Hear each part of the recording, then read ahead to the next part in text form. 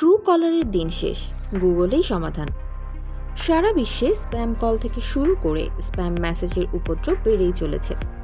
সর্বশান্ত হচ্ছে মানুষ এই স্প্যাম কল ও মেসেজের মাধ্যমে। প্রতারকদের অন্যতম মাধ্যম হচ্ছে স্প্যাম কল বা মেসেজ। এইবার গুগল এই ব্যাপারে কঠোর হতে যাচ্ছে। নিজস্ব এআই সিস্টেম প্রণয়ন করতে এরই মধ্যে প্রস্তুত হচ্ছে সংশ্লিষ্ট সংস্থা, যাতে মানুষ ফাঁদে না পড়ে। তার জন্যই সহায়তা করছে তারা।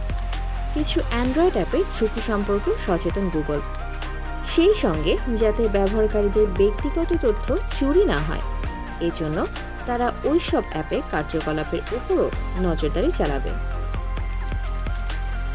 গুগলের এই ফিচারের নাম গুগল স্প্যাম এবং ডেঞ্জারাস অ্যাপ অ্যালার্ট টুল। পিক্সেল ফোনের মাধ্যমে ফোন অ্যাপের ওপরও কাজ করবে এই স্প্যাম ডিটেকশন। অ্যাপটি ব্যবহারকারীদের জন্য আগে থেকেই ফোনে ইনস্টল করাই থাকে।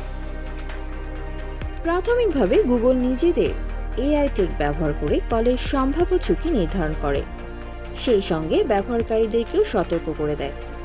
আর সতর্কতা হিসেবে ভেসে ওঠে একটি লেবেল, যেখানে লেখা থাকবে likely scam, suspicious activity detected for this call. এইবার ব্যবহারকারীরা চাইলে সেই কলটি কেটে দিতে পারেন, অথবা সেটিকে নট আ স্প্যাম ট্যাগের সাহায্যে মার্ক করতে পারেন।